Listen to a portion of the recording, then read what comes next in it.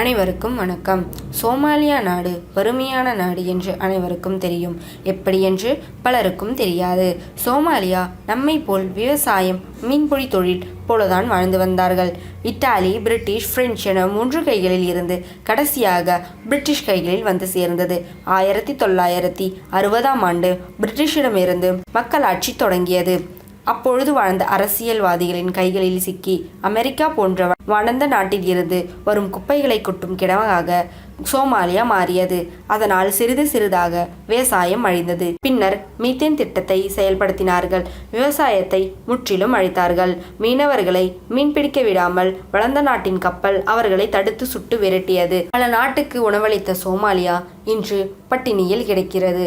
இதையும் தாங்கி ஒரு சில இடத்தில் விவசாயம் செய்தால் எத்தியோப்பியா போன்ற நாடுகள் விவசாயத்தை தடுக்கிறார்கள். சோமாலியா நாட்டில் நடந்ததுதான் நம் நாட்டில் இப்பொழுது நடக்கின்றது. 1947ஆம் ஆண்டு பிரிட்டிஷிடமிருந்து சுதந்திரம் பெற்ற நம் நாடு விவசாயத்தை முதுகெலும்பாக கொண்டது.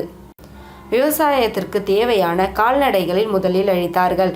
மீனவர்களை மீன்பிடிக்க விடாமல் அழித்து கொண்டிருக்கிறார்கள்.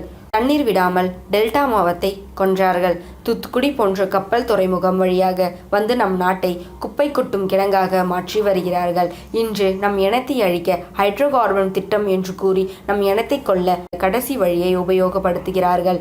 இன்று நாம் தூங்கிக் கொண்டு இருந்தால் சிட்டிசன் படத்தில் வருவது போல இந்தியா வரைபடத்தில் இருந்து தமிழ்நாட்டையும் தமிழன் வாழ்ந்த அடையாளத்தையும் அழித்து விடுவார்கள். விழித்துக்கொள் தமிழா, விழித்துக்கொள். இனி ஒரு உயிர் நம் மண்ணில் பகைவரின் சூழ்ச்சியால் விழக்கூடாது. நன்றி, வணக்கம்.